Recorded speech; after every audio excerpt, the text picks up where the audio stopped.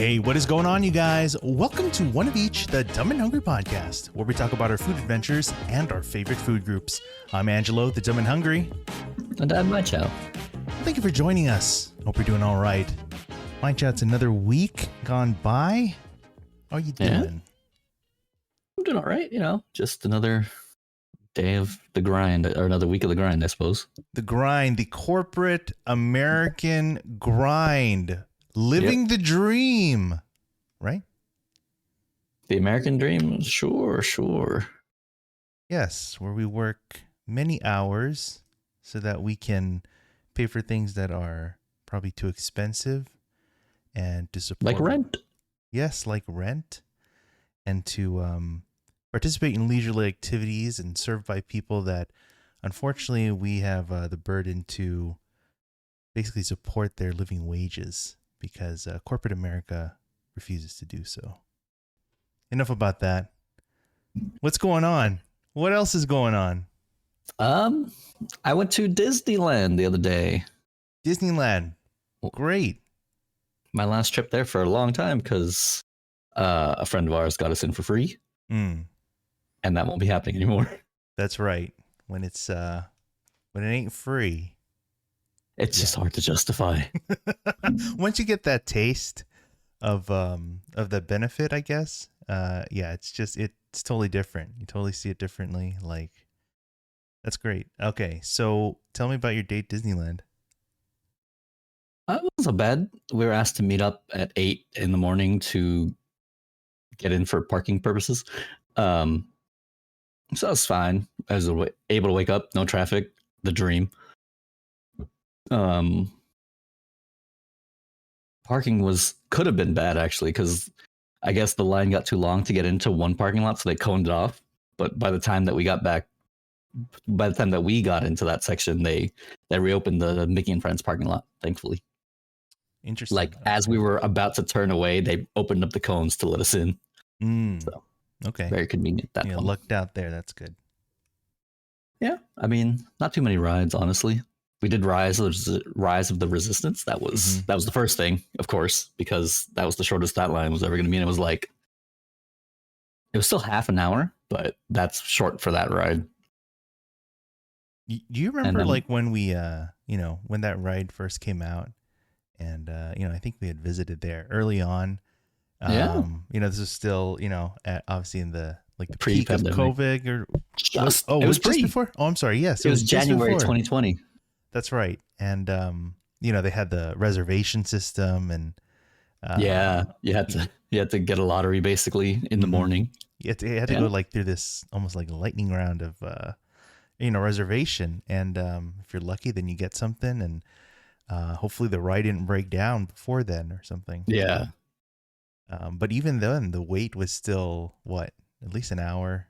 Something. Maybe. I honestly don't remember how long the wait was, but I do remember I had an interview to go to, an orientation to go to that day. So you had to ditch us. I did. Yeah. The last thing I did, I was able to get on that ride because I was like, fuck it, I don't even care. Right. Cause it was like when it first opened up or whatever, right? Cause it opened 6 months after Star Wars Land opened up. And then I had my annual pass at the time. And it included parking for that one. Well, not that it matters. I forgot. If you leave, you can come back with the same parking ticket. You're good. But I left after the ride. Like I was late to the orientation or whatever, because I was like, well, we're in this line. We've been in this line. I might as well see it. Worth it. And came back to Disney for the fireworks because why not? So, in the end, you didn't really have to face any real consequences. Nope. Okay. It was great. Well, then it worth mentioning that it's worth taking risks. Yeah. Never punished. At least for this.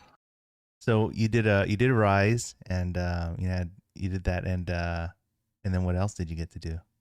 Oh, right. Because it was we were with Oli and one of her friends. And she had never done Smuggler's Run before, the Millennium Falcon ride. So we went to do that one straight after, since we were already in the area, but as well. Now, which one is Smuggler's Run? It's What the one is? where you're in the Millennium Falcon, driving it around or shooting or engineering inside of it. I don't know. Okay. I don't I remember. actually don't know what they do. Okay. All right. So you knock that out, in the morning. And then where else do you get to go? Yeah, where do you like to go and visit in the park when you're there? Honestly, like when I had my annual pass way back and didn't mind just spending maybe 3 or 4 hours at most at Disneyland, it was all Star Wars area. Oh Just man. because Okay. Well, it's I'm a new. huge I think fan. it's It new. was new at the It's time, new, yeah. novel, and yeah. Yeah. But you say you're a fan, so that makes sense too. But yeah. So I did that. But we met up with Carmen and John and Mm-hmm. also Tomo and Kanara. Oh, nice. And Henry and Mindy were there as well. Oh, okay. Very good. We met up with them for lunch. Good. So that was cool. That was nice. Was Hungry Bear Cafe, Hungry Bear Diner. I forgot what it was called. Yeah. By the river. Yeah. Yeah. Which they had a churro funnel cake. And it was does sound good. Yeah. Yeah, it was a seasonal item apparently, but I'm glad we had it because the churros we had in Japan were sad. Really? Did we talk about that? I don't recall. I don't know. I don't remember. It was when we were at Disneyland. That's all I remember, and it wasn't good. But you just repressed that memory because it just I guess wasn't so. great. Okay. Well, glad we have something here that's decent. At least corporate America's good for something, right? Not Costco. God damn it. Rip. Still upset about that one. I know. Not only did they change it, they just got rid of it altogether and then they replaced it. Because the new recipe was garbage. Yeah, it's too bad. And they knew. And they replaced it with a cookie, Oh, that's right. I heard it's a big ass cookie though. I've tried the cookie. It's how is it? It's decent. I mean, it's a cookie, I'm not complaining about it. Nothing Okay. I mean, it's typical Costco. It's like just a lot for what you get and just a lot. Right. And it's not offensive in this case. So good. Yeah, but it's 750 calories too, so. But who's counting? And? Yeah, what? Good point. Yeah, but yeah, churro at Disneyland always hits the spot. Hopefully they don't change that anytime soon. Honestly, it's good. How long did you stay there? We were actually there all day. Because Oli likes to be there all day, I guess, and so did her friend. So we were there for over 12 hours, which is the first for me in a long time. Wow. Okay. Yeah. You're just really milking that, just making the most out of that, that perk. I guess so. So. Well, it is what it is. It's fine. It's still a good time. Okay. So so with that said, I mean, like you must have stayed obviously till the night with like the fireworks and, whatever. Yeah. Yeah. So we did a bunch. We got beignets, Pirates of the Caribbean. Mm-hmm. I don't remember. I think that was it. And then we went over to California Adventure. They did some shopping at the Elysian, I think is what it's called there. That first store alongside the main street of California Adventure. Mm-hmm. There's also Food and Wine Festival, apparently. Still. We completely forgot about it. Mm-hmm.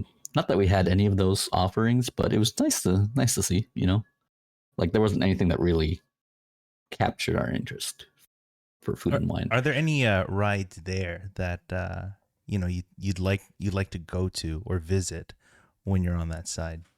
Honestly, I don't know because all the lines are so long nowadays. Like even Goofy's Flight School, which is arguably the scariest ride in all of Disneyland. 50 minutes for that. It's crazy. But we did Ariel's Undersea Adventure or whatever it was because her friend has never been on it, so we did that one as well.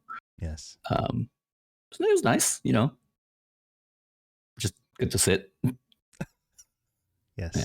Sitting is very underrated these days. Yeah. I haven't done the Spider-Man ride, which is just opened a couple years ago now. I don't even know. But having said that, my favorite ride at California Adventure is usually Toy Story Midway Mania because it's an interactive ride. It's the one where you're shooting at the screen. Is that thing where pulling? You're like pulling something? Yeah. I don't know. Yeah. You're pulling the thing, and then it's like a carnival games basically, but virtual. Mm. And you're on a track. Yeah. Yeah, so that's my favorite just because it's interactive. It's basically a video game. Yeah, that's cool. That's why I think I would like Spider-Man's ride because it's also similar. Yeah. But haven't tried it. But you haven't gone on there. Yeah. I think that's definitely more interactive. Oh, really? That's the Web Slingers? Is that what we said? Yeah. Yeah, I think you'd enjoy that one, certainly. Yeah. Okay. Definitely it feels a little more immersive, I think. And really? Maybe a little more realistic in, the action you're doing to whatever goal you're trying to do. I don't know. Sling webs, right? Yeah, sure. Okay, yeah, I'm pretty good at that. We did San Francisco. The Big Hero 6 area. I've never been there before. Yeah. So that was exciting. Did you try out the some of the food out there in that area? Honestly, I did not. I did, however, get the sipper, the Baymax sipper. It's right here. What is it? Because it's the souvenir cup thing for Baymax. Why don't you show us a little closer here? Yeah. It's like this. Okay, it's like a sippy cup thing, or with a straw. It's so cute. I just like Baymax a lot, honestly. Yeah. Mm-hmm. He's on his little charging thing. Nice. Great. I haven't watched Big Hero 6 in a long time. I'm sorry, what? No, in a long time. I have. Oh, I have. Okay. But about to say. It's a fun movie. It's like Endgame all over again. You heard of that? That's a good one. So I heard. Again, it's nice to go, especially when it's free, I guess. So yeah, when the mouse pays. We thank the generosity of our friends who can honestly get us in like that. But it might be a while until we find ourselves stepping foot on a theme park like that to pay. I mean, even prices just in general for admission is just got out of control, right? I mean, a little bit. I remember when we went before pandemic, we had the SoCal Pass, a lot of us got that. And that was, I think it was like $200 for 3 visits, right? 3 days. Yeah. Yeah. What is it now? It's like not that anymore. The SoCal Pass? I don't even know. Let's, yeah. While you look for that, I forgot to mention, there's the, I forgot what the restaurant is called now, but we went back to DisneySide after. And I didn't realize there was a place that did grilled cheese and tomato soup. That sounds familiar. Right by Main Street, not Carnation Cafe, but the one a little further on the left. I forgot, Jolly something. But so, as much as I love grilled cheese and tomato soup, they also have a toasted cheese birria sandwich thing. Oh yeah. I think I remember trying that out. That's pretty good. It was actually, I was surprised at how much I liked it, honestly. It was really good. Nice. It happens to be called the Jolly Holiday Bakery Cafe. Yeah. Which sounds, it should be a seasonal thing, but I think it's just there. I mean, yeah. I guess it could be whatever holiday you want, right? I guess no matter what. Yeah, like Caesar Chavez. Okay. But because we went back that side and there was night already, but we lucked out because the fireworks were about to start and we were able to get a table there, so we were able to watch the fireworks as we eat. Because even after the fireworks started right as we got our food, so it was perfect timing. So that was really cool. I've never had that luck before. That's good. Yeah, those SoCal passes are going for $225, or at least they listed $75 a day, right? So not bad at all, actually. In this economy, sure, why not? Yeah, not what it was, but still still doable. Yeah, Disneyland is the way to go. That's pretty good. But I still need to get out to like those other Disney parks. And I haven't been out to like Disney World or whatever, let alone international. Like you were talking about Tokyo Disney and stuff like that. It's yeah. Well, skip Tokyo Disney, just do Disney Sea. So the other one in Japan. I see. But I think Disneyland is they have plans slated for expansion, the park here, in Anaheim. So, oh, really? Yeah. I don't know what those plans are, I don't know. How do they find the space? Are they going to knock down another? Where do they find the space? Who knows? Money talks. They just buy stuff. I Just buy out guess. things. So, yeah, we'll see what it comes with. That's fine. Maybe not, because we won't be stepping in for a while. So, Once it's done, I'm sure 5 years later or whatever. For me, more like 10, 15. I don't know. I mean, it's crazy. It's like when we had, again, gone, that was back in 2019. I think before that, I think it was been so For long. you, yeah. Over You 10 mentioned years. that. Easy, Yeah. I think since you were a kid. Yeah. I mean, I didn't even go to grad night. Yeah. So didn't even bother with that. So definitely a long time. So I don't know what I was missing, but maybe the only thing I'll miss is, riding the train, but yes, the perfect ride to see dinosaurs in the Grand Canyon. yeah, exactly. Take a time traveling trip out there, but it's it's okay. We'll find some other time or some other way to get there. So, for myself, I don't really know. I'm just trying to think what's been going on. But something I do want to mention, I'm sporting a shirt that I hadn't worn in a long time, and it shows because it barely fits. But but still fits is the important part. That's right. But it's over the years I've been lucky to procure or receive a number of different apparel and swag and things, and and this one is one of the OGs. I think this is a shirt from Ragtop Ferns, and hey, yeah. So this is a picture of a smoker, Lucifer, where he would set up right outside the apartment out there. Yeah. And it's been a long time since I've hit him up or tried out his stuff, but I think he's working on actually kind of refurbishing or repairing that smoker. So he's cooking with other tools and stuff, but I think he's still waiting for bringing this back and getting a full a good cook on. But yeah, I mean, and then I was looking in the drawer I got it from, there's several other places, mostly barbecue. It surprises nobody. Mostly barbecue. Yeah. And so I think I should look into just kind of cycling through these, maybe when we do these, just to feature apparel times of some of these guys. Nice. I don't know, but this was one I thought. But like I said, yeah, it's not showing its age, but it's showing my age of expansion. So that's for more of that, we need to do the paid subscription. Speaking of expansion. Oh, I see. Yes, thank you to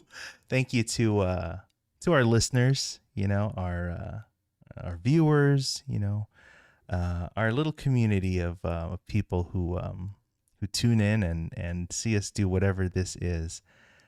So again, thank you to our few and only fans, really, joining us again as we talk about some of this nonsense, but we'll throw in some other things in there as well. Some food adventures, some local spots and pop-ups, and just some good food and other things, in all the nonsense that we kind of throw in there as well. But it's all in good fun, right? Yeah. But what Maicha wanted to kind of talk about today is, well, not surprisingly, just eating. A lot of eating. But what else is there? We're kind of catching up here, to be honest. Since we're kind of resuming, our this again, but from the time since there have been a lot of places out there, obviously, a lot of places that are still waiting to be explored, to be tried, to be enjoyed, to be confuddled by, to be, I don't know, to experience profound enlightenment. I'm not sure. Okay. Some Any mix of those things, I think. But regardless, it's all in the name of good food, I think. So what I wanted to kind of go through, and there's just so much to, we'll probably have to continue this fun for another part, but I wanted to go through a list of places that, I've eaten. I don't think we have enough time in the world. I don't think so either, but we're just going to do what we can and fit in what we can. And just kind of engorge ourselves in the smorgasbord of, I don't know, delicacies that are out there. Yeah, you got that. Again, thank you to our few and only fans. So we have many spots that have been visited, but, there's no, like many food creators, content creators in general, they will parse through their content, their list. They'll probably put together something that's like kind of meaningful and something that's, kind of, meaningful and like accessible in the way that, oh, here's a list of top 5 things that you need to try. Here's a list of my favorite things, my top 5, top 10 things I need to, that I like. This is not that. This is not. No, this is not a top whatever list. This is not a ranked list. This is not a review list. This is nothing. This is not an in-depth, exploratory, exposition on, the state of food. But it's really a list of places that I've eaten. That's really it. If you happen to catch something that, interests you, that you would like to try as well, go for it, have at it. But this is not really there's been little to no filtering as far as like whether this place is good or not good. I'd say, all the places though that we will talk about here and, maybe in, another part, I mean, I generally did like, I did enjoy for whatever reason, I a number of these places probably could have been featured already in some sort of list and, is already popular in some way.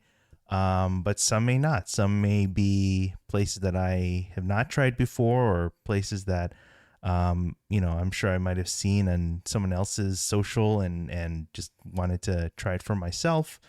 But whether it's good or bad is, I'm sure I'm to be left to the person trying it, to your own personal palate, I would say. But I'd like to consider myself someone who likes to try things and be open to try things and generally, appreciate them for what they are, even if they're not, necessarily like a Michelin gourmand or whatever. I mean, even each restaurant, each pop-up, each, spot has their own place in this city, in this community. So, I mean, this is just catching up because we, just need to, that's basically what just, you know what I mean? What a shame. What a way to spend, weekday evening. That's pretty good, I'd say. Maybe there are worse ways to spend the evening, but this is one way. The real only the way it's organized though, there is a level of organization that we wanted to do it by kind of region, kind of area. So kind of broad region. Without further ado, let's see what we can get into here. One of the first things, we're going to start off in the San Gabriel Valley, and so that's obviously a very broad area. And obviously, one of the big things, of the SGV is a bastion of cuisine of the Pan-Asian diaspora. What does that mean? There's a lot of Asian food. Okay. All I needed to know. But we're going to start off with a non-Asian food here. Actually, but it happens to fall in that region. Again, these are big buckets, that we're throwing them in here. That whole preamble is just a waste. I know. So the first we have here is actually from we had mentioned previously, I think. Yeah. Before I do that, what are you eating? Oh, like a salad wrap that Oli just handed me. Oh, that's nice. Not that I'm complaining. From a California Chicken Cafe. Okay. Well, thanks for the invite. You're always free to come over. Not that we'll have food, but not guaranteed. There won't be we'll be fighting over a lot, a lot. So yeah, we don't have food. We go out for food. All right. But we did so this place we mentioned last week was from my buddy Jose, who started to do this pop-up, and it's called Bun Project, and for at least what he's doing right now, it's based out in Arcadia, and so he's doing these smash burgers. The thing to try, I think that's really what it is. You get the smash burgers. In this case, of course, he makes a couple of them. He's got this fried onion one. He's got kind of this kind of road stand burger with shredded lettuce and things like tomato and things like that. So, yeah, it's not a complicated menu, but there you go. But it was good. Yeah, I'd say so. Now, while we're in Arcadia, at least in that general area, one other place that you can visit, nothing says, I don't know, Asian culture phenomenon, something more than a good boba, right? Really? Don't you agree? I don't know. Sounds kind of. I'm gonna say yes. Boba's life, I think. Is it? Okay. Yeah, I think. I mean, even there it even says there on the. So I'm showing here a picture of this place called AU 79 Tea House, and even there on the picture, it says there on the cup AU 79 Way Truth Life. I don't know what order to read this in. But it's a way of life. So I found this place actually from a podcast I was listening to, the Proofed podcast from America's Test Kitchen, and they were covering the history of boba, where it came from, or like even the name boba, things like that. It's a very, how it originated from Taiwan and things like that. Yeah. Bubble tea and whatnot. Anyway, so the reporter from there grew up in this area, and particularly, SGV, and mentioned this place. And so I thought, I'd try it. On when you look for it, on Yelp or whatever, it doesn't look anything like it's nothing out of the ordinary. It's looks like a typical boba shop, typical flavors, just a small hangout spot. So, and it delivers. I mean, but I really appreciate the boba itself, the boba, right? It's just really, it's warm and chewy, Okay. Too often, with just high production, just high volume, whatever, boba things, it can tend to be like a little can be hard, I guess. It's not. You're going to the wrong places. Yeah. Okay. Well, whoa. Support that claim. I don't know what places you're going to, but like Yifangs never let me down with their boba. It's always nice and soft. A little tea is also pretty good, and a little on the. It's got like, it's on the cheaper side, thankfully. Because it's like got 2019 prices for boba. There's like $5 for a milk tea, which is great these days. I guess I'm not trying to generalize that every other place I've been to has been trash, because that's not the case. But I think just by having this recently, I was just trying to think back. I mean, I really enjoyed this. I was thinking back, like, I wonder if I enjoyed it as much with other places, but yeah, I mean, it's a bit of a trip, even for either of us, I guess, maybe, but to go all the way out there. But if ever, I'm in the area, like at least in the SGV, I would like to Okay. stop by here. This is a nice Yeah. spot. 626. Let's go. Yeah, the 66. So the next spot we're going to talk about, I don't know, where are we? What'd you get? Oh, this is a mango flavored milk tea. So Filipino. I know, and it was nice, the compliment these days, right? Is not too sweet. Oh yeah. Yeah, so it was nice. It was kind of it wasn't too strong, that flavor, but again, the real highlight for me was the boba. A nice chewy boba. So that's Arcadia. We're still in the SGV. Now we're going to move down to Monterey Park. And the place we're going to mention, we were there together. We went to Duck House out there. And the move, of course, is the Peking duck. Again, Peking duck, they're different, what do we call them? Like styles, I guess? Maybe different levels, different tiers of preparation of the Peking duck. But this is, I think, what would be considered the top tier, in that you have this really, you see how it's prepared. It's like, it's cut, separated skin from the meat. It has that nice crispy, skin that's prepared, and it's, cut up as you see here and presented in a nice way. And then they serve it with the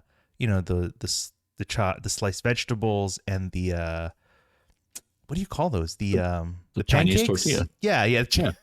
Perfect. That's exactly what it was. Let's be real. Yeah, exactly. The thin crepe-like, yes, tortilla. Yeah, it even said tortillas on the container. Okay. That's right. Yeah, you can actually see the cover here in this pic, like kind of the bottom. Yeah. It was served in a tortilla container. Yeah, so it really tells you what they're going for. So but yeah, Duck House is the way to go there. That's one of three ways. That's right. I mean, they prepared it in different ways. They had it in this Peking duck. They had it as was it a soup? It was soup, yeah. And then there was a third way. Do you recall? I think it was the bean sprouts that they mixed it in with. Bean sprouts. Look at that. Thanks for remembering that, because I would not have remembered. But that's the move. I mean, like, we ordered a whole bunch of things because we have no self-control. But we definitely, again, the thing to try certainly would be the Peking duck, Yeah. And there are, and again, this is not an exhaustive list, because, I can just hear, it's just the voices in my head. I mean, really, it's just like asking, oh, why didn't you go to this place? Or like, what about this place? It's like, okay, well, I didn't go to those places. I just happened to go here. So you criticized yourself like that in your own head? Oh, absolutely. I'm doing it right now. Oh, no, I'm so sorry. The next spot we're going to talk about is in Temple City, Bistro 1968. This is one of many great dim sum spots in the SGV. And you get, I remember coming here the first time with Jamie and John. It was kind of newish and very popular. It's still popular, and it was still relatively new as far as, it's where it had been established. So I think when we first went, they're still kind of figuring out the flows of service and things like that. But you go here, of course, for your typical dim sum. You get your shumai, your hargao. We've talked about the fried footballs that we still can't remember the name of. Things like that. It's good. That's all that matters.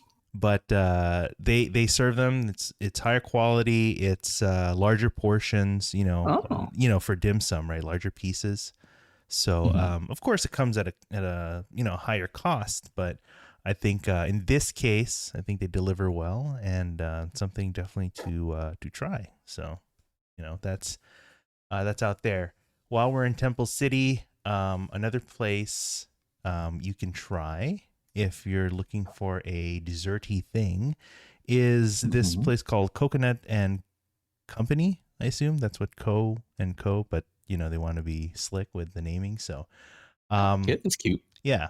So, I forget specifically like style or region they're coming from, but it's a lot of coconut, flavor. It's just basically coconut beverages, In this case, this was more like a slushy, kind of deal. And you can see the strands of coconut, there in the bottom. I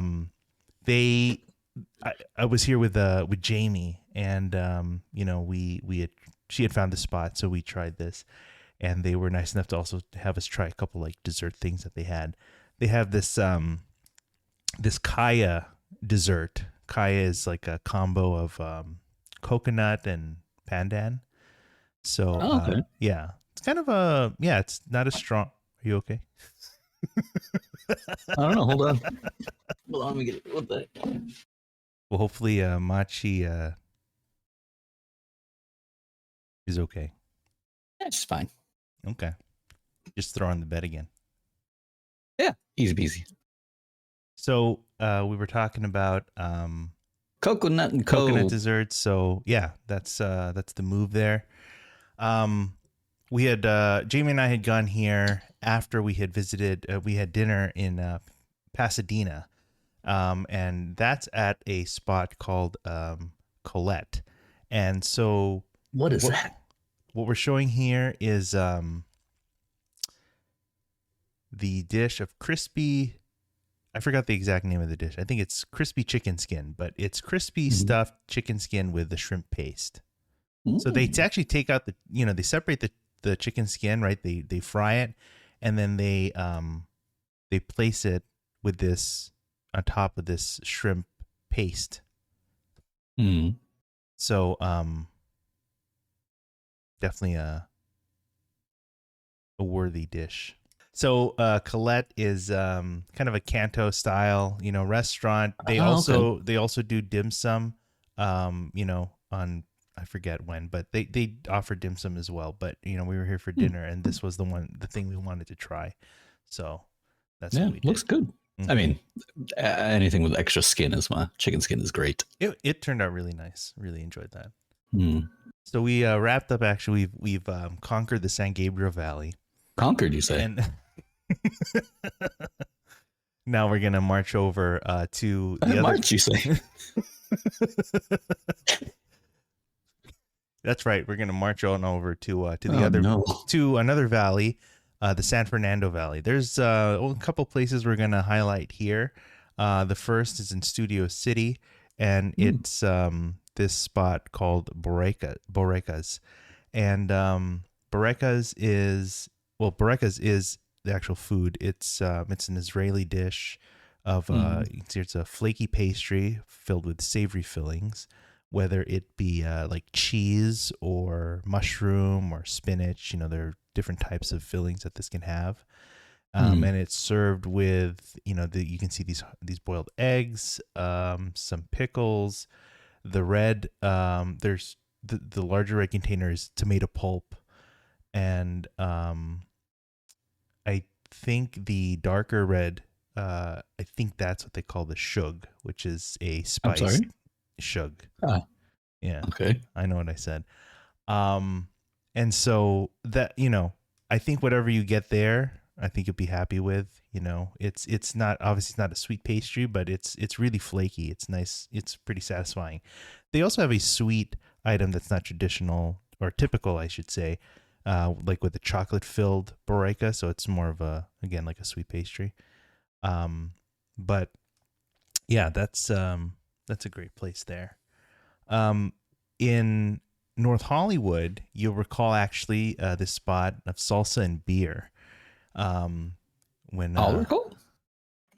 Yeah, you remember we were after we helped John and Carbon move? Yeah, we were forced into indentured servitude.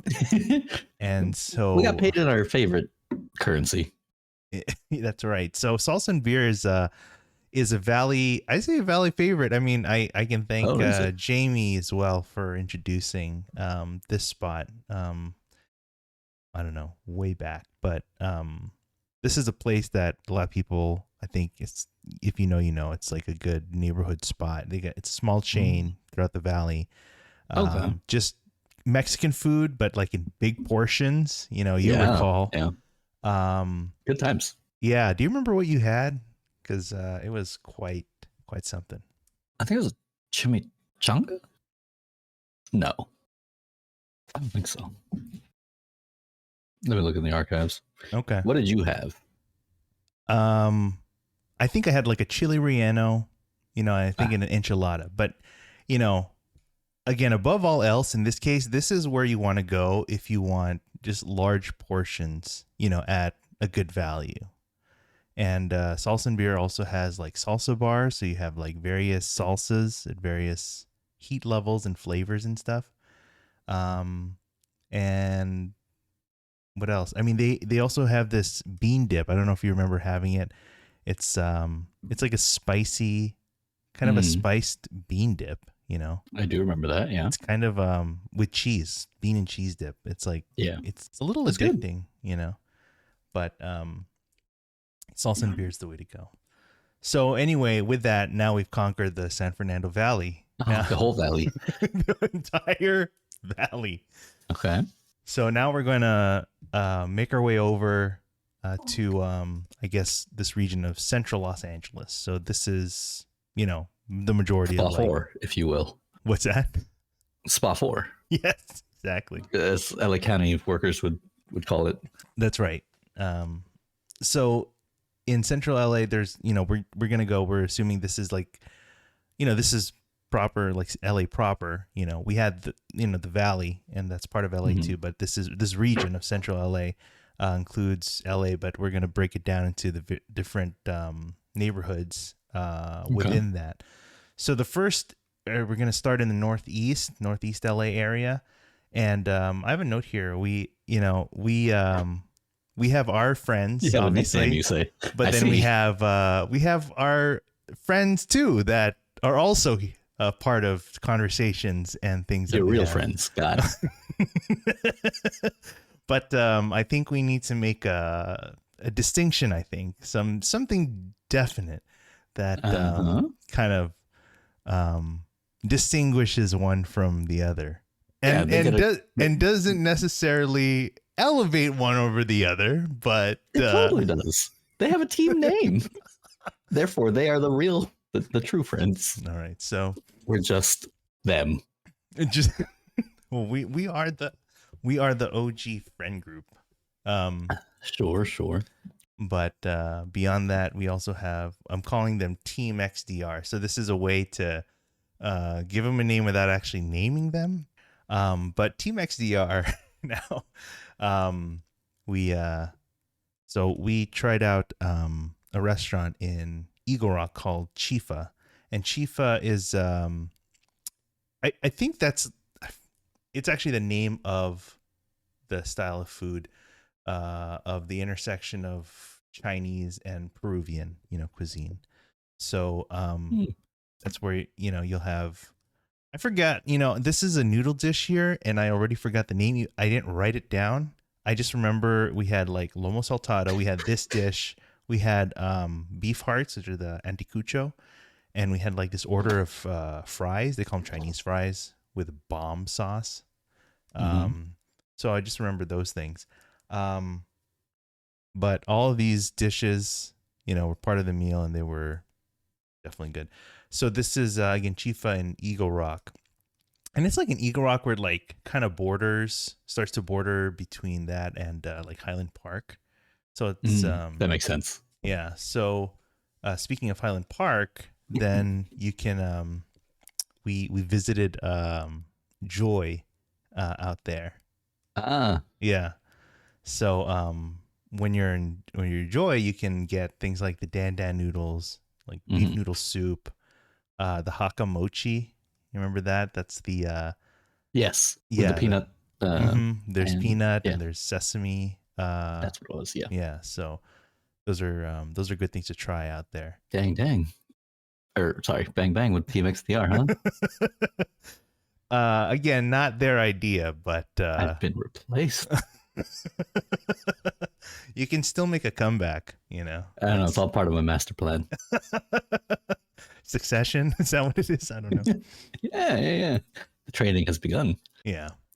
So, now moving into the area of El Sereno, there's a lot of great spots out there, a lot of hidden spots, a lot of, but one spot, I had visited, during this time was a place called Secret Pizza. And this was a place, I don't know, it been on my mind for a while, been out. And they have a brick and mortar out there, but they have kind of limited hours. I think they're open only Thursday through Saturday, but they make a really nice East Coast style pizza. So Okay. I think the guys from Jersey, and but I think when you eat this, it's like, yeah, you're thinking areas like Jersey, New Haven, New York style slices, Okay. styles that are thin, slices that are thin and like crispy, Wide. Yeah. It's nice. I don't have a picture of but I had I remember taking a picture of the slice folded, and and a good East Coast style pizza will fold and hold really well, like and that it really does. Like, it has a Oh, nice nice. crust on the bottom, that undercarriage. It's yeah, you just fold it, and it just stays in place. It doesn't Yes. flop or anything. It's perfect. Um, so, and apparently there's some confusion as to whether they serve slices, but as opposed to like whole pies only. But here's your Looks like they answer. do. Yeah, they Yeah. do. But it's nice. It's it's a small spot. But they have a good amount of like outdoor seating and stuff. So it's out there, in El Sereno. So that was Secret Pizza. This next group is actually a group of like a series of places to try if you wanted to do like a kind of like a little taco crawl. So this was also with Team XDR, and they wanted to try out to do something like that. Yeah. So Okay. so there are a lot of good go-to spots, at least for me. Like, this is Yeah. kind of how I would like to try to start things off. This is not obviously a definitive thing. This is not everything I would go to. Only there's a lot more that we could explore, but I think with the time that we have, and maybe the breadth of things of just to try to cover. So Okay. we're in Boyle Heights in this case, right? So the East LA, the East region. So I think if you wanted to bring someone to try like a unique bite, you would go to Morisco Jalisco, and you get, that crispy shrimp taco. It's a nice fried shell, and then but with fresh, a nice hot like inside of shrimp, and you know, and it's kind of LA's unique bite. I think that's worth going out there. Hmm. Um, I imagine that there's going to be obviously a group of people that doesn't dare travel to, so to say, those parts of town, but I don't know. Um, they wouldn't go outside their little bubble of their region. Well, Heights ain't that bad. It's not. I mean, it really isn't. But it's people coming from like the west side or even the valley. It's like they'll stay in their little areys there. Wouldn't be What a shame. well, yeah, I know exactly. More for us. That's true. If you so the original, the OG spot is there on Olympic Boulevard, and if you walk down, you'll find several places on there to places to try. So nearby, there's a taco stand called Tacos de Canasta El Abuelo, and they served steamed tacos. Oh, So that's a particular style, and so they're smaller, but they have different flavors. You could try potato, you could try mole, chicharron. nice. So they're smaller, so you just get maybe a couple of each or something, and that's really it. It's a simple meal, but it's a good thing to a good style. And again, another style. On the way, so you walk. I'm thinking you're walking west on Olympic. So between Morisco's and Canasta, there is there's supposed to be the birria truck, Tacos de Birria La Única, and we would have gone there, but I think they were closed or they just weren't there that day, so we didn't get to try them. Yeah, that is unfortunate.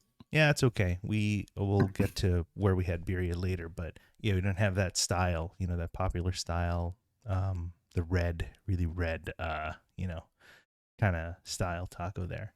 But so from El Abuelo, then we go to Carnitas El Momo, and the OG location in Boyle Heights, and that's if you want, really some of the best carnitas prepared in LA. That's probably where you would go.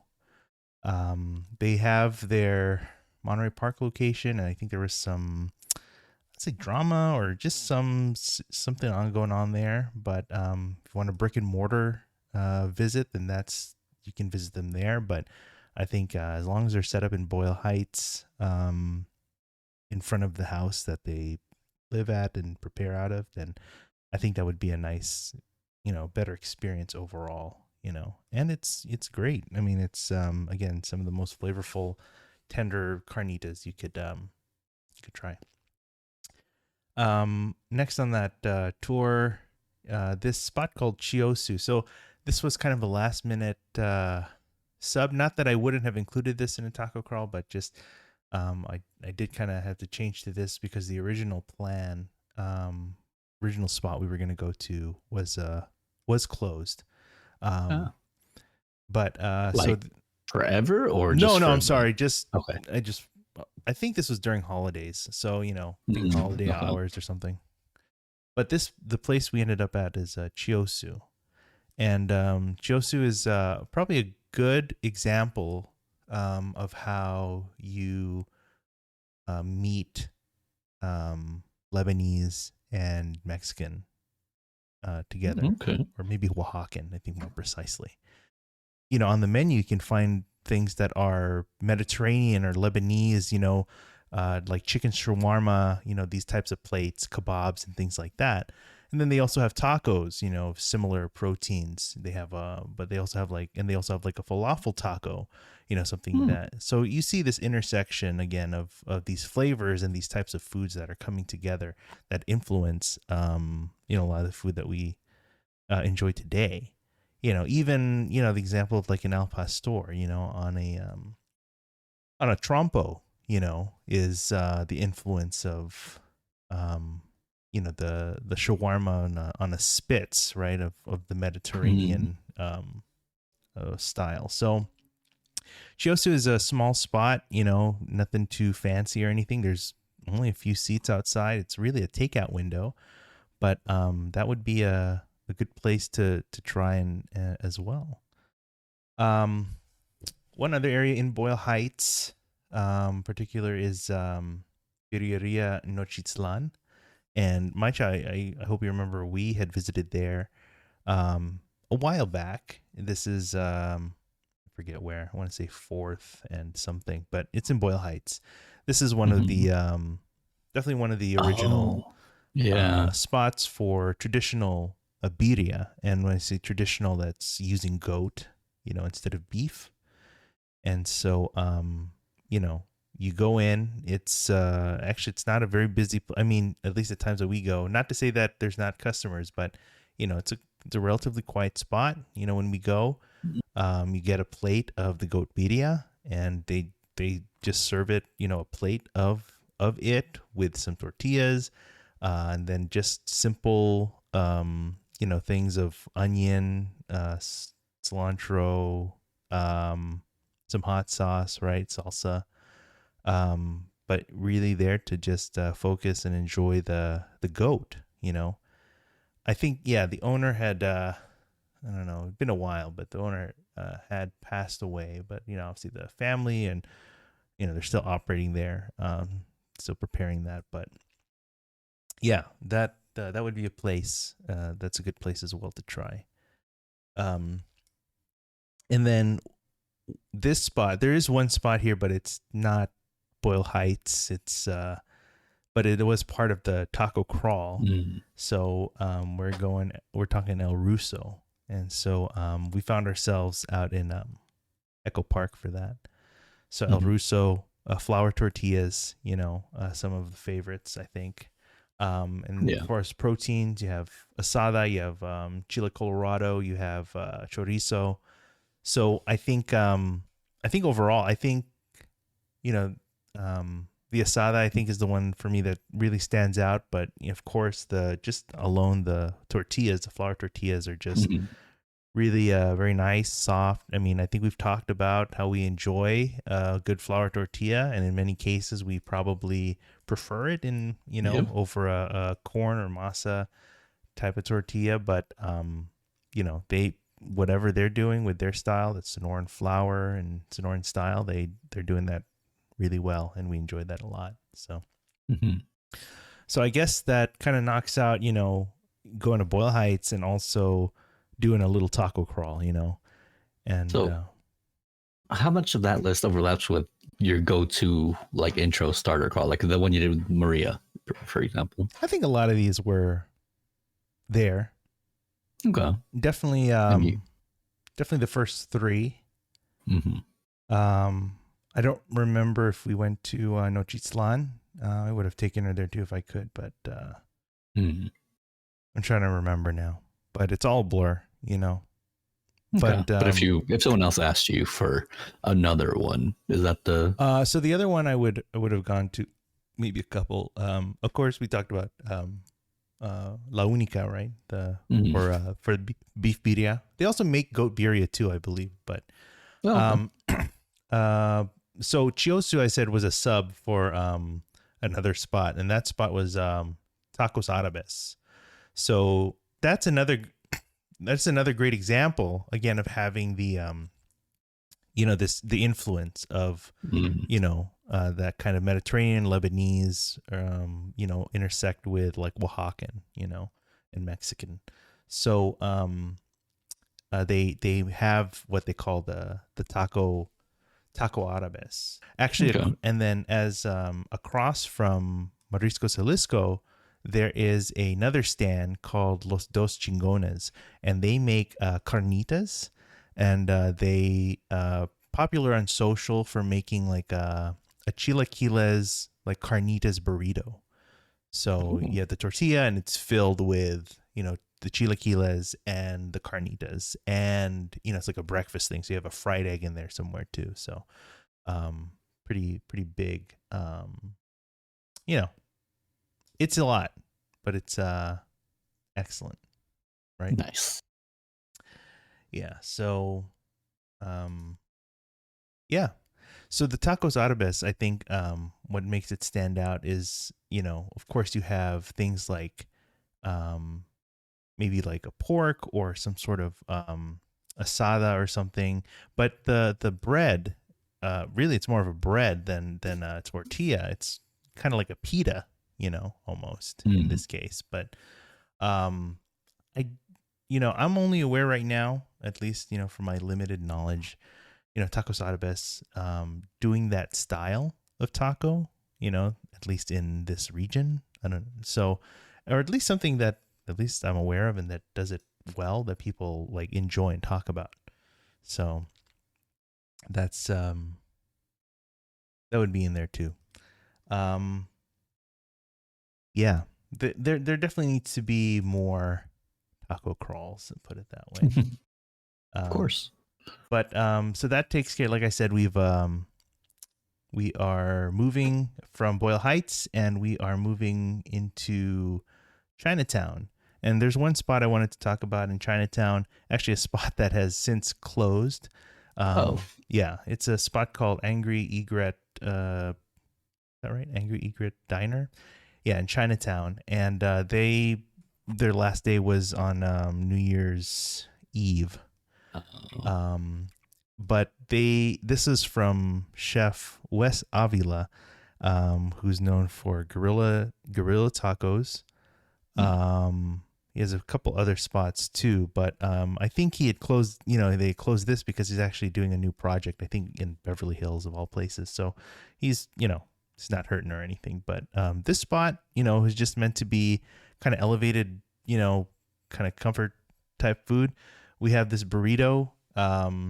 Massive. Yeah, pretty big, pretty big. Breakfast style burritos. We had there's a sandwich called the McTorta, which is like a torta with like, scrambled egg and sausage, cheese, a la McDonald's thing. But they were also known for these really great fish tacos. Just really large portion and really crispy fish and just very fresh.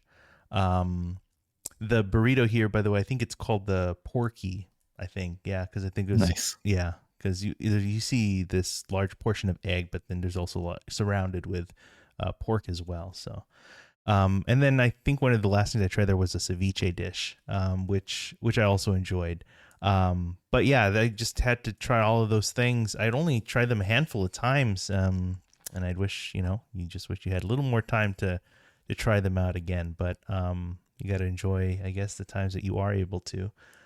So yeah, unfortunately they're closed now. I don't know what's going to take over that spot, but like I said, that chef Wes Avila, he's got other projects, right, and plans coming up. So now we'll move into Silver Lake. So we're going from Chinatown, going west, to Silver Lake.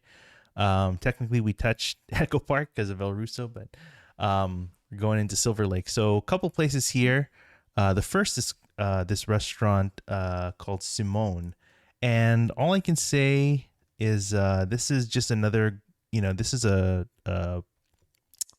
food truck that's set up there. It's across from the 99-cent store. Nice. Yeah, north of it. Yeah, so this is they just make these nice fresh seafood tacos. So one was like a fish al pastor, one was a Baja style kind of fish taco, and the other was I forgot the actual, I think it's enchilada suiza. I just pulled that out of my head. Which is like in this case a grilled shrimp taco.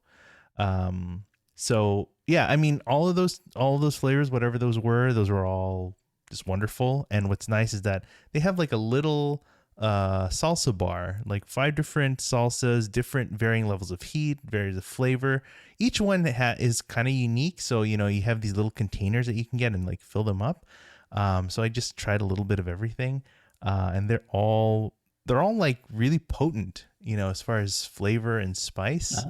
Yeah. Whether it's like a habanero or just a deeper, like, I don't know, like our chili de arbol or something. Like just each one was just very, just nice and just like a burst, like a nice little burst of flavor to add onto already flavorful, taco.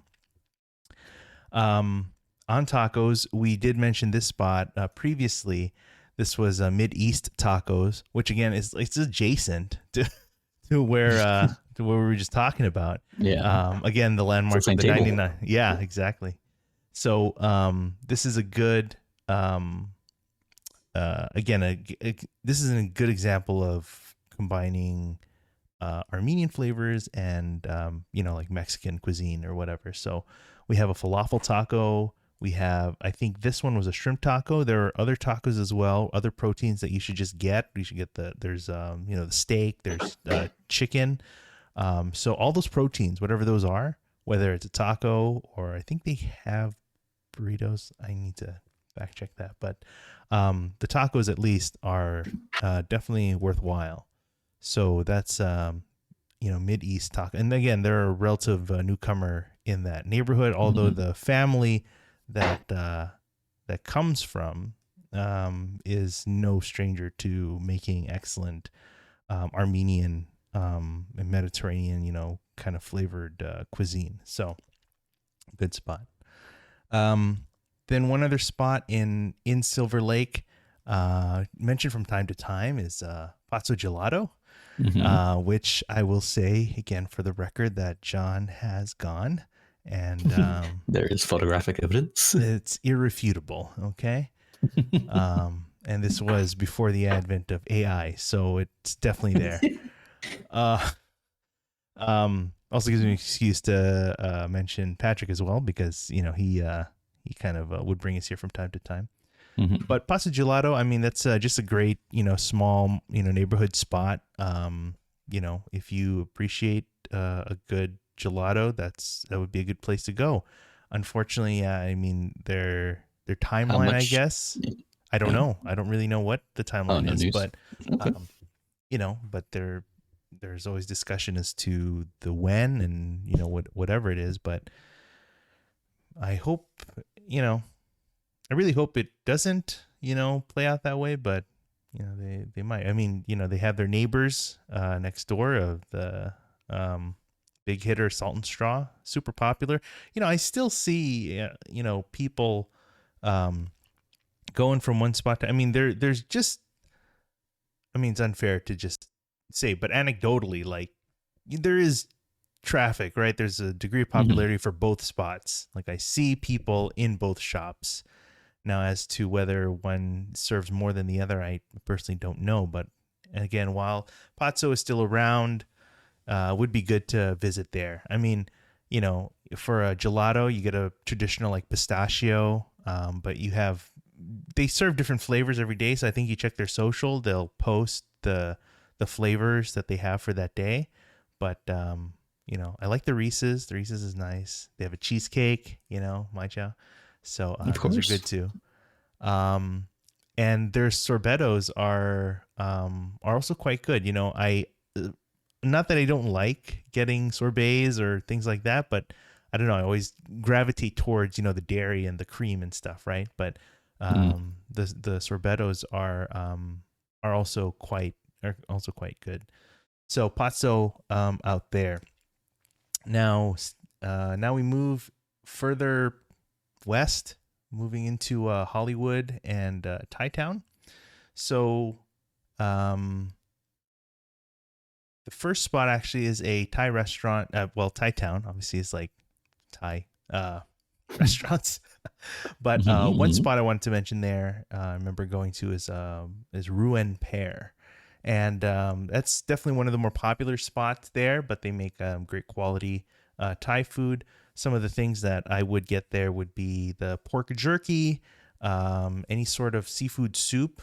They have a crab fried rice. And I forget the name of the actual dish, but it's like this crispy pork with like a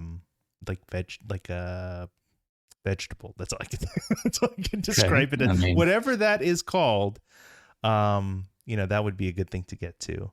Other typical things like the lab, which is the ground beef, the papaya salad, those would be I'm just naming all the Thai foods, I guess. The whole menu, yeah. But I think Ruan Pear is one of those places that does them well. So, but one place I did want to mention as well, next door. So they're in a complex, like a little shopping center.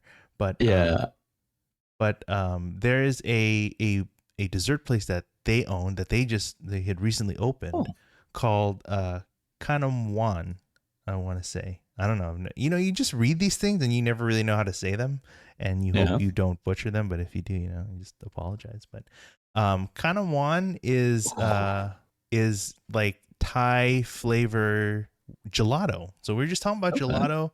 So now we're bringing that here into Thai cuisine and space. So it's a cute shop. I was looking. They have they have these Thai or like Asian flavors and stuff. And so I forgot the name. I'm gonna try to look it up right now. But as you can see here, those are watching, like those are listening. I'll just describe, like, we have these 3 scoops of ice cream on Thai style gelato on a hot dog bun, and also with other things like like jellies and Is that corn. coconut jelly or? Yeah, probably. No. Right, right. All Hey, right, what are the flavors? I'm reading this article. It says Kanam means snack in Thai, while Wan means sweet. So it's Okay. sweet snack. Yeah, isn't that nice? Um, so yeah, that's kind of Wan. Let me see Wait. if I can. Yes, go ahead. Oh, looking up the flavors. I'm trying to see if I can remember. One of them is going to be a Okay. black sesame for sure. Yeah, obviously. That's Yeah. one I remember. I think Is another that one. mango sticky rice, I assume? No, actually, Oh. that was one of the flavors, but this one was like said like egg thread. Ooh. I don't know if that makes sense, but definitely has a little bit of a savory side to it. But Mm. I'm trying to see if I can find something more descriptive. But in the meantime, this other one, this third flavor, I don't quite recall. Oh. But they were obviously needless to say, I ate everything. So Mm-hmm. that was good. I was trying to remember the name of the actual dessert or how this was presented. This hot dog style. Okay, Thai style gelato kanom pang. So that's the 3 flavor gelato with Yeah. coconut jelly, sweet corn, sweet sticky rice, grass jelly, palm seeds. Yeah. Nice. Now as to that third Grass flavor, jelly. if I'm gonna remember, I don't know, but good luck to you. Um, Mhm. but a fun spot, a great spot to go, like when you're done with dinner or whatever your meal at Ruin Pear. So Mm. Interestingly, my parents go to Thai restaurant is in that same plaza. Yeah, what's the name of that? Thai patio, Nice. Okay. like right across. I didn't even because I saw the picture of the front Mm-hmm. and it looked so familiar. I had to Yeah. double check and it's like, yeah, I've been there. Not there, Well, you've but I've been been, in that plaza many yeah. times. So next time, ask your parents if they'd be willing to go to Ruin Pear. Yeah. Yeah. While we're in Thai Town, one other spot I want to mention is a place called Hang Hang Chicken Rice. And as the name kind of suggests, they serve like Hainan style chicken rice.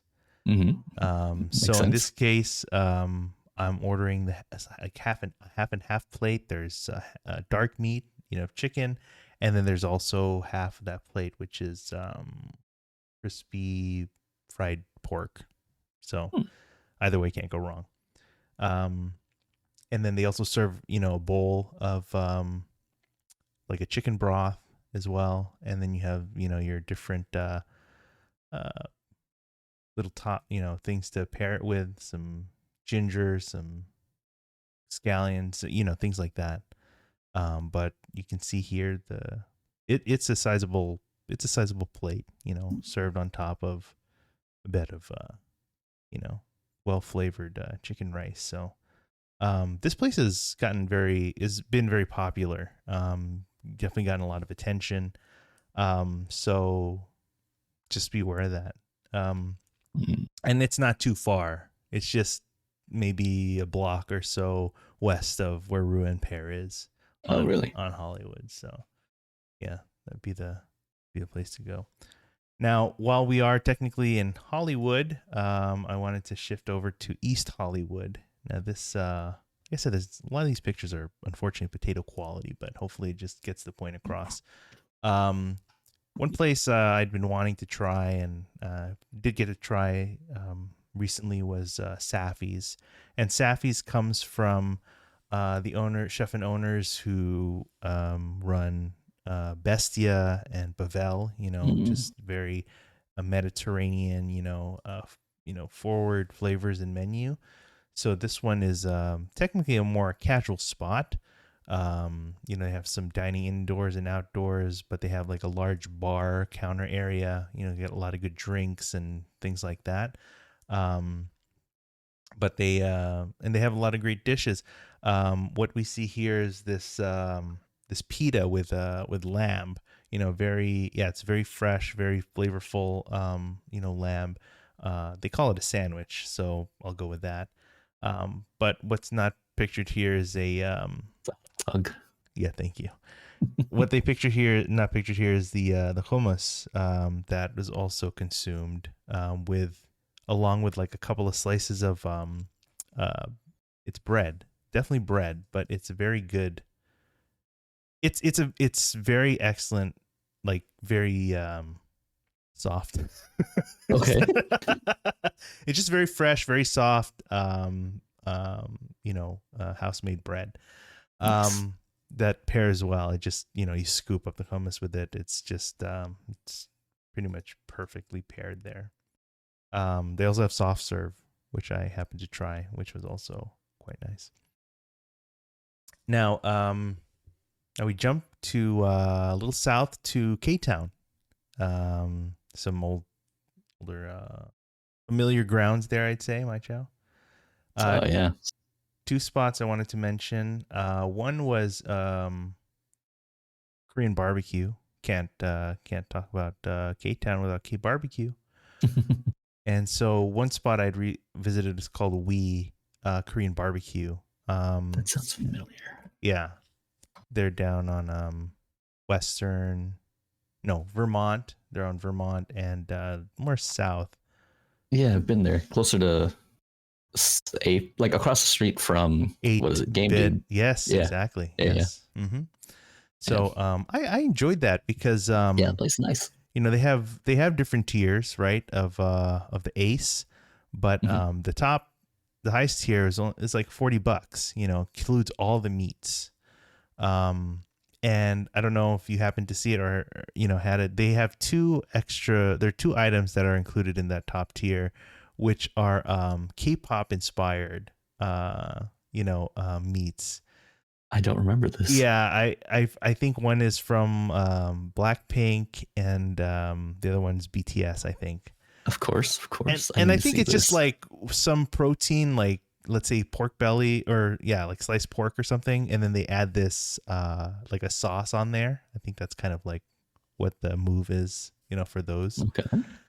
But I think overall, like the restaurant itself was for $40, is got a good selection, and it also includes fountain drinks, which I think was a nice addition as well. Okay, yeah. So I enjoyed it, and the quality of the proteins and stuff are quite good. So I enjoyed those. Now while in K-Town, we'll move back up a little north on Western to Western Doma Noodles, and actually we were just there recently. We saw John, Carmen, and the Cetos. They were there too. Oh, wow. Yeah. So we brought them there to Western Doma, and this is just this is one of those places. It's a good that makes great like comfort food. It's a mom and pop operation. The way host was very very kind, very nice, very accommodating. The things we ordered a lot of soups. It's cold weather, so it calls for different soups. So I got an oxtail soup. We shared like a seafood pancake. Chris got this like chicken stew that we all tried a little bit of, and that was a nice kind of spicy chicken, but cooked very nicely with a little bit of spice in there. This is just one of those places that, again, like a good neighborhood spot, may not make all the lists and stuff, but they make great food. So, yeah, you see there towards the middle is like the seafood pancake. On the left is the chicken stew. What did else there were? So in the front, what I ordered was the oxtail. There was some bibimbap ordered. There was squid, things like that. So, yeah. Love the purple rice. Yes. The multi-grain rice. Yeah. Absolutely. So now moving into Mid-City. Mid-City and some of the other areas we're going to talk about are definitely not areas I get to visit too often. I think mostly like out of convenience or whatever, I'm not very proximal there. Let alone areas we just talked about, like the SGV and the Valley or whatever. But I think Mid-City, particularly because it's, kind of inland, it's hard to get to in general. Yeah, exactly. So, but I guess, over time I managed to visit a few spots there. So I'll just kind of mention those. One of them is a place called Stevie's on Pico, and I had this itch. I've had the itch, of course, for Creole, Hmm. New Orleans cuisine. And I've tried a few places, locally and elsewhere, but this is a place that has definitely come up, in a place that I've wanted to try since and recently got to. And so what we see here, I'll tell you right now, though, to start, like, that place it's not very large, the place, and it's very busy. So you Hmm. need to just make sure you time it right, or you're patient or whatever, because even being seated for one, the table I was at was literally just made for one. Thankfully, You got to whether that tell was Tomo. whether that was intentional or not, like, yeah, I do. Um, she'll cry for me, but uh, I was lucky to find that spot. I mean, all the booths, all the other tables were easily Hmm. taken. There's a lot of people. There's like maybe one table outside. There's a lot of people like ordering takeout. It was just a very busy day. But what we have here is the gumbo, seafood gumbo, and having trying to recall an experience from New Orleans. I mean, this really hit the spot, I'd say. It's a good, good roux, a good soup base, and then you can see very clearly a lot of the seafood that's piled on there. Yeah. And whether the shrimp or the crab, those are all very, very, very good. And behind there, actually, I also had a po' boy. Um, and as far as flavor goes, yeah, I think this really came close to what I enjoyed from po' boy, like in New Orleans. Just something, in this case, I had catfish. So the catfish was really nicely spiced and, seasoned and fried. Size wise, still up for debate. I'm still looking for more sizable po' boy. Hmm. But they really load it with a side of fries, so really does fill them. I enjoy those meals. I think I also had beignets there. The Hmm. beignets were different, in that the beignets that I had tried have been more, they're airy, but they're more fluffy. They have Hmm.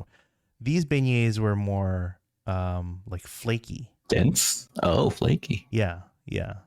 Interesting. So yeah, so they're more, the pockets of air are just there's more air pockets, but it's in a flaky, like, kind of yeah, kind of pastry Hmm. there.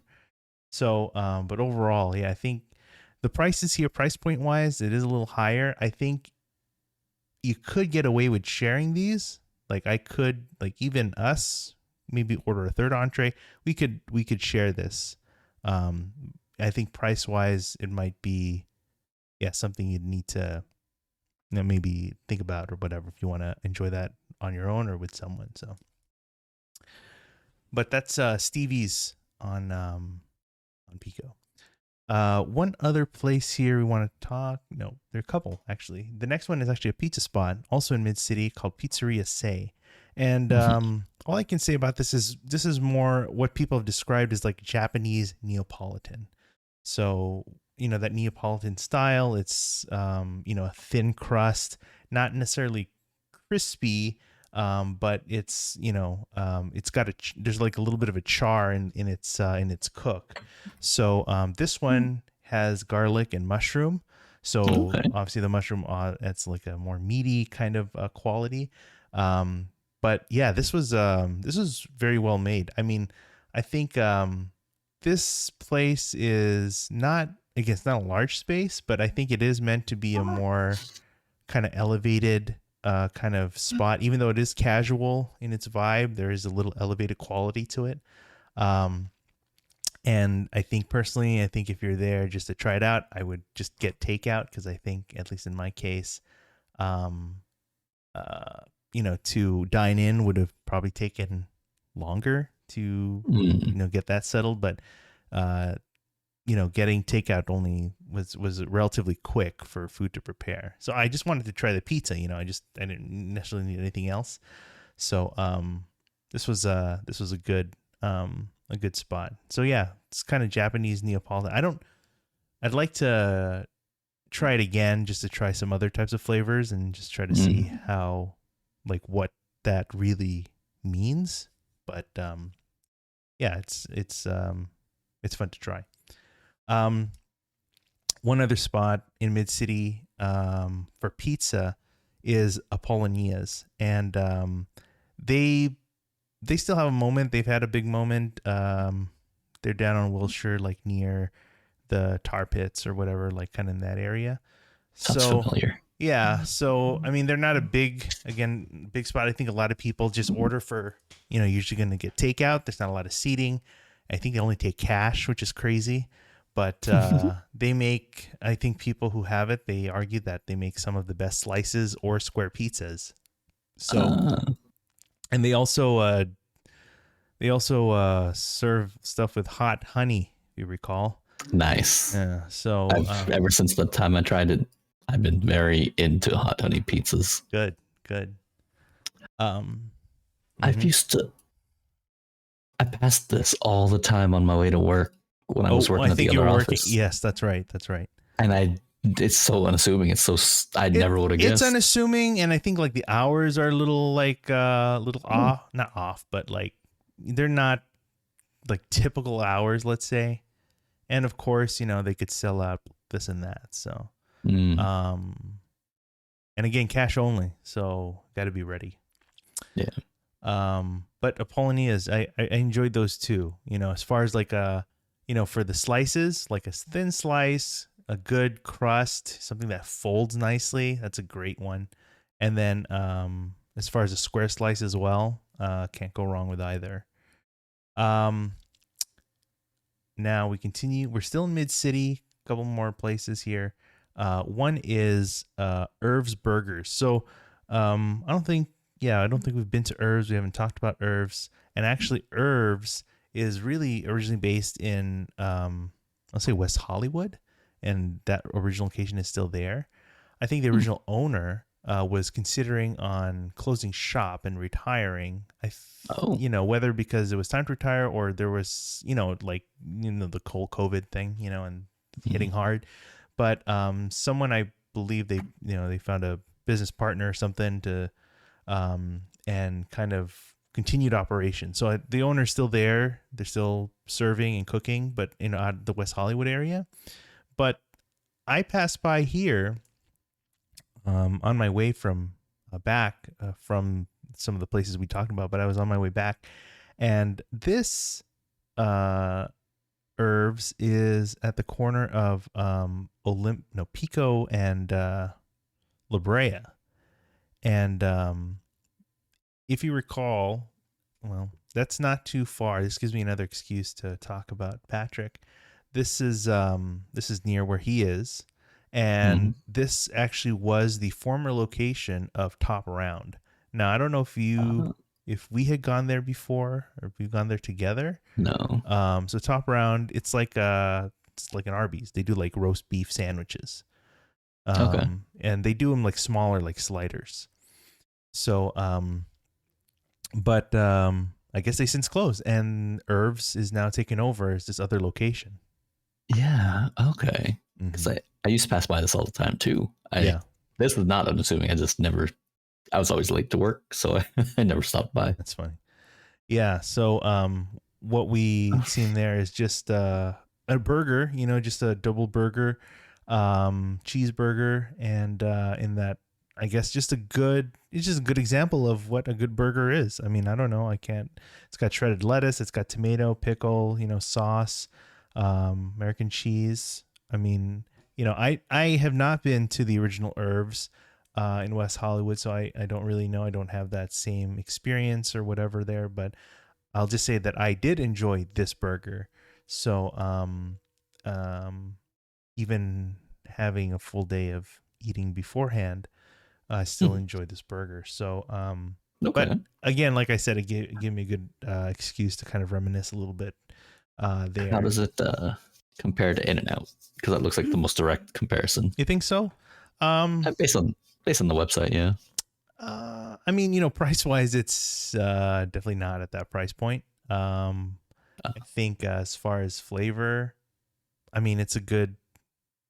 It would be a step above an In-N-Out, I think. Okay. Like, you know, it's a little heartier, I think. You know, size and serving wise. So, Okay. the meat I think is cooked has a little more sear to it. So just a little more flavorful, I think. Okay. Yeah, I'm not complaining about Interesting. In-N-Out Burger, but yeah, if you're trying to compare those, I think that's what I'd say. Okay. Now, speaking of burgers, we're still on there, and I think this is still technically mid-city, but just there are other pockets, you know, in that that it would be in as well. But this place is called OKC Burgers. I think OKC Smash Burgers, something like that. It's on Washington, near, I want to say Normandy, something like that. So what you see here is a picture of the burger taking a picture across the street of like Yeah. the cemetery there. Cemetery, yeah. Is that scene familiar to you? If I'm talking about Washington and Normandy, Normandy? Yeah. yeah. Yeah. So, That's right off this freeway yeah, exit there. yeah. Mm-hmm. Yeah. So OKC is, I think, a relative newcomer in the smash burger scene, and I think it has garnered a lot of popularity. I mean, a good smash burger done well can be, you know, can get a lot of talk. So, so this takes place, it's actually in like a ghost kitchen. So the building that they do stuff out of, yeah, I don't know if they're the only one there or there's others there, but yeah, um you would order like on Uber Eats, let's say you pre-order somewhere and then you would pick it up and Pick it then up. Mm-hmm. yeah. So this ghost kitchen is actually the former space.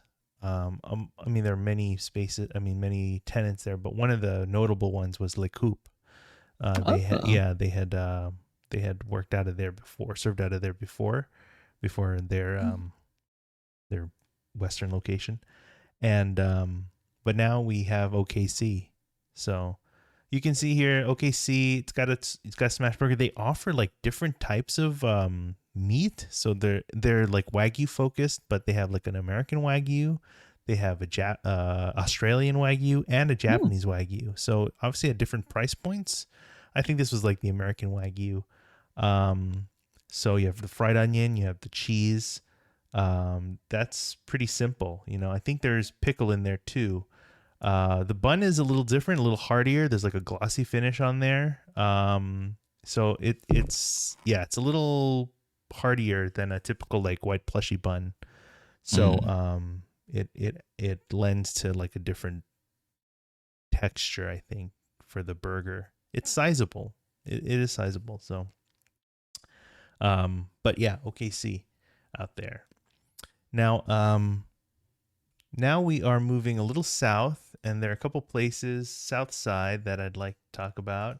One spot in kind of the South LA area is along the Crenshaw, what they call the Crenshaw corridor, and one of the best examples, I think, or notable examples, is Earl's on Crenshaw.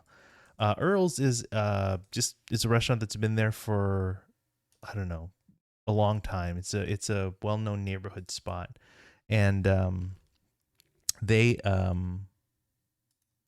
known for serving hot dogs. So they have hot dogs, they have chili dogs, you know, and whether it's like beef hot dogs or what I had in my case is a chicken link hot dog. You know, so you'll have your protein on there. And then you know you have the option to have it with the chili, the cheese, the onion. So you know that's it's a very well known and well loved spot in that community. So that's Earl's. So yeah, for me, I had the chicken link. I also had some dessert. They had some slices of cake there. Actually, the cake happened to be vegan. Vegan. Yeah. Yeah, So so got thrown off there, but you know, I still enjoyed it. okay. So, but you can get whatever. There are different types of, and they have like turkey burgers. They have just different types of um, proteins and stuff that you can try. So Earl's is out there. And then while I was there as well, there's a restaurant called My Two Cents. And My Two Cents is, I would say, like a very casual, almost just like a casual dining spot, almost diner style, but not quite. But it is casual. Um, and from there, I ordered the oxtail tacos. They have other types of foods as well, not necessarily tacos, but I was Okay. reading this article about how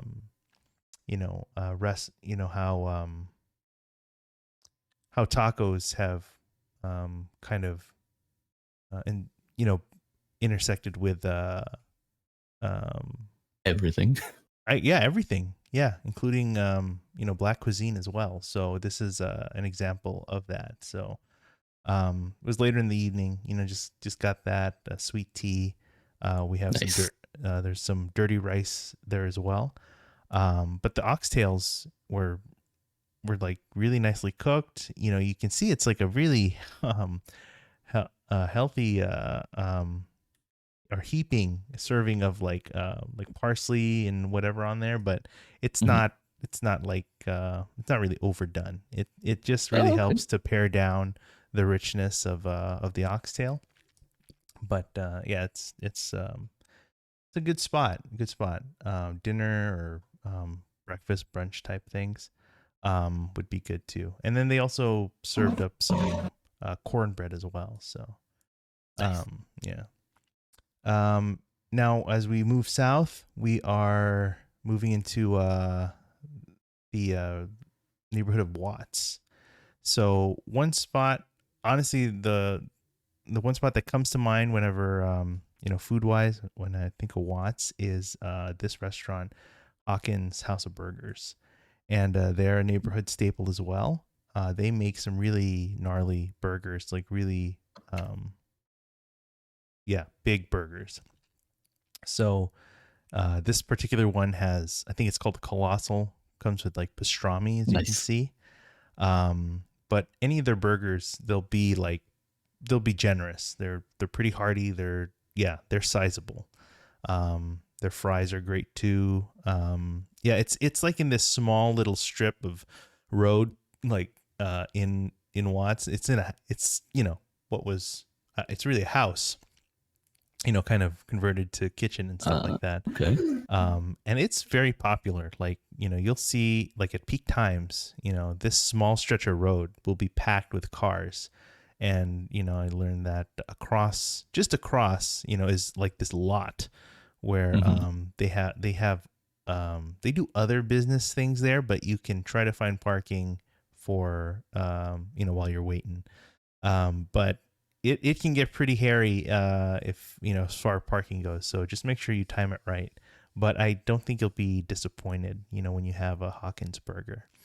And from what you can see here, you can also take in a little bit of culture, I guess, and visit the Watts Towers, which has a fascinating history in itself. But it's just nearby. You just drive a couple minutes after you pick up your food, and then you just enjoy it there because there's really no seating or anything at Hawkins. You just pick up your food and you go. So yeah, that's yeah, I don't remember my yeah, I mean, we probably need to pay a visit, out there. Because I don't think we've had that chance yet. Never been, but it looks good. Yeah, It it's is great. really small though. It's super small. I mean, the spot itself, the street I'm talking about, it's Yeah. that whole space is just, it's crazy. So you need to. What's nice is that they open as early as 8 o'clock. So if Oh. you can get there like super early, or you go there on a random weekday afternoon or something, you're probably in good shape.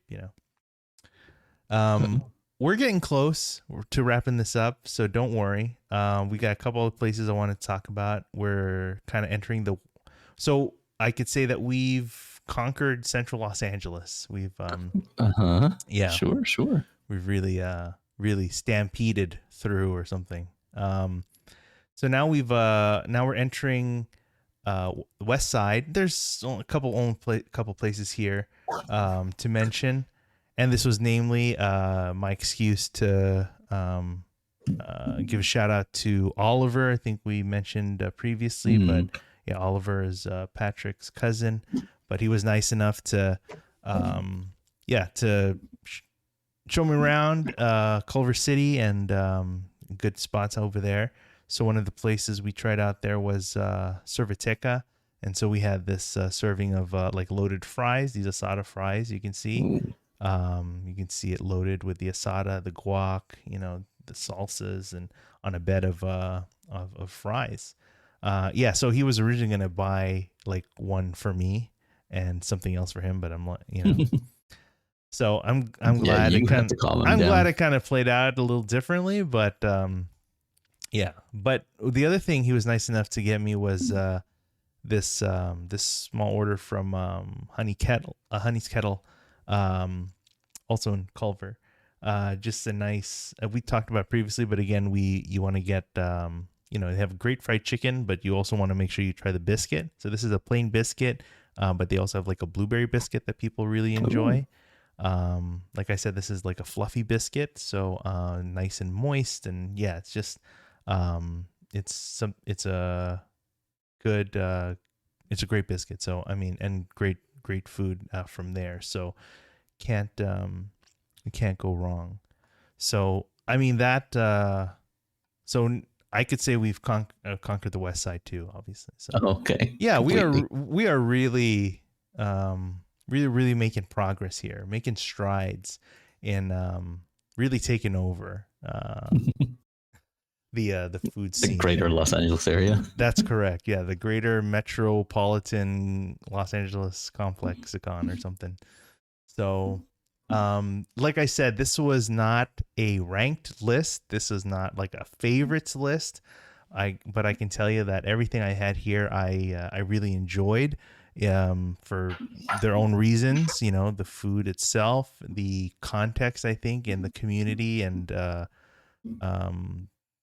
just the culture, I think, the societal things of what they contribute to the people around it and in LA and beyond.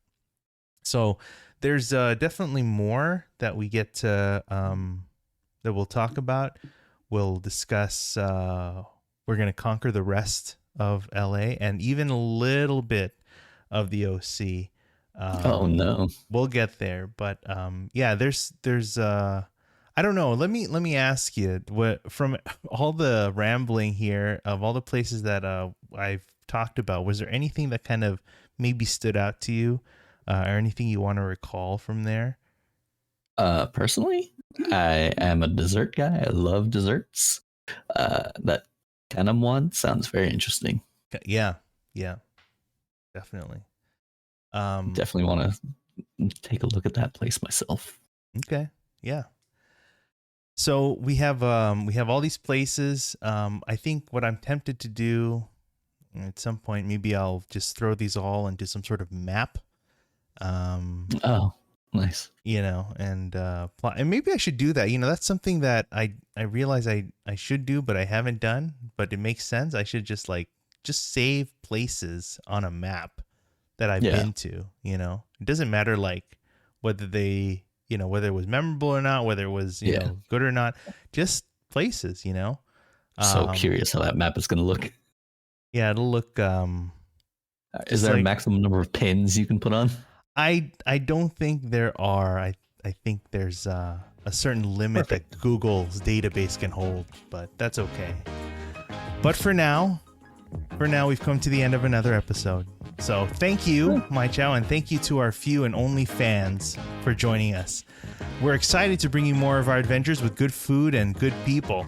Make sure to reach out. We're here on Instagram. I'm at Dumb and Hungry. He's at my_Chow. Why don't you just slide right in there? You can email us at hi@dumbandhungry, where you can leave us your feedback and your love letters. You can find the videos on YouTube. Won't you like, subscribe, and smash? You can also find us on Spotify, Apple Podcasts, and wherever else fine podcasts are served. But until next time, I'm Angelo, the Dumb and Hungry. I'm Macho. And on your next food adventure, remember to try one of each.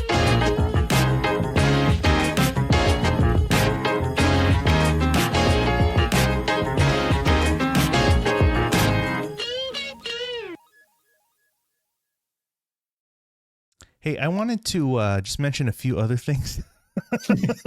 Oh, no. Because I clearly have more to kind of get out of my system here. Not LA, but just a few other places that it visited. I think I mentioned to you that I had gone to Vegas around the holidays, also with Team XDR. Some places we had visited. I wanted to mention one of which is Lotus of Siam, which you finally made it out there. Which is a Thai restaurant out there. And the things to get definitely would be these crispy prawns, and the prawns are like really great. They you can you just eat everything, the whole shell and all. Okay. They have a crispy rice. They have they have a duck curry. I think it was a Penang style curry with duck. And then for dessert, mangoes weren't in season, but they were nice enough to just prepare us mango sorbet with the rice, with the sticky rice, and it still tasted great. Great. Oh, good. Lotus of Siam. This other place, have you been to the Taco Bell Cantina in Vegas? I have not. No, sadly enough. So apparently, I guess that's one step ahead of you in this case. Considering I don't drink too much, but they're chock full of fun drinks over there. Oh yeah, so do they have a Baja Blast drink? Yeah, absolutely. I think that's probably what I got.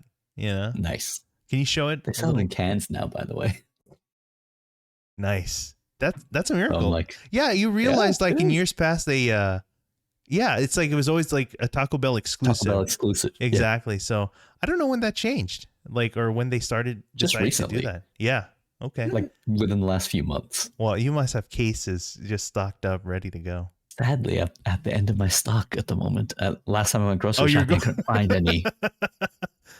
Running out. Everyone's got the same idea, man. Okay. But they do. There's a Baja Blast, whatever, and then. I mean, I think they're you can add your own alcohol in there. So I think you could do rum or vodka or things like that. So yeah, that's the canteen. That's the cantina. It's across from the Cosmo from where we stay, the Cosmopolitan. So it's easy to get to, so, and I think I forgot which food I had, but I rarely have Taco Bell. So, maybe it was I don't know. Was it what did they have? Gotta be a Mexican pizza. Maybe. Or no, they have gorditas. Chalupas. Popular thing. Some multi-layered, something. Okay. Combination of things. And then speaking of the Cosmo, you remember when we visited there? We stopped by the Cosmopolitan and we had Hattie B's, right? Yeah. So I'm not talking about Hattie B's, but if you are there, that's fine. So there, in the Cosmopolitan, there's Hattie B's is in this kind of small complex of food stand style places. Yeah. There, if you search, if you look a little more into that area, there is an entrance to a speakeasy called Ghost Donkey. And so it's a small spot, not even I wouldn't think you could get a dozen people in there or something. Maybe standing, maybe a couple dozen, but the seating or whatever, it's small. But if you're looking for something, little extra something to to explore. I can't believe you throw it out there. Ghost Donkey. Are you not supposed to? I don't. That's the point of speakeasies. Oh, they're supposed to be secret. I think I no. I think I ruined it. Well, yeah, I'm looking at it now. They have a donkey statue in there. Exactly. So, I don't remember drinks we had. I thought, but again, I don't have quite the palate to appreciate too many drinks. So, but everyone had a good time. So, good. So as did I. But those were just some of the places that come to mind. Obviously, there's, I'm going a little off topic here. In Las Vegas, I don't know if you are familiar with Keith Lee.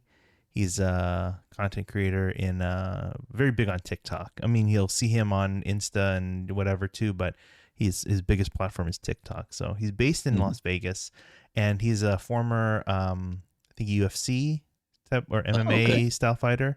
But he had really come to popularity more so with these food reviews that he does. And he's kind of created this thing called the Keith Lee effect, where like any sort of review of a restaurant will like make or break you. And he focuses a lot on like the mom and pop, like small spots, like local spots. So doing a review, if he really likes you, and he'll rate it. He gives a rating 1 to 10, and he'll give, kind of his opinion on those things. And he says he's like a normal guy, he's pretty chill and casual, but, he may come off that way, but like definitely his word definitely has a lot of weight to it. So, but yeah, I just remember like he's based out there, but he's done like visits to different cities, and it's been interesting to see like his experience there, and like how other creators and other people like comment on that, because some experiences are better, some experiences are worse. And so it's nice, kind of interesting to see how people discuss, really like how is it a reflection of the state, of that area, based on his experience. Anyway, but that was more about now Vegas. So anyway, more to come. So don't worry, hold on tight. We'll be back.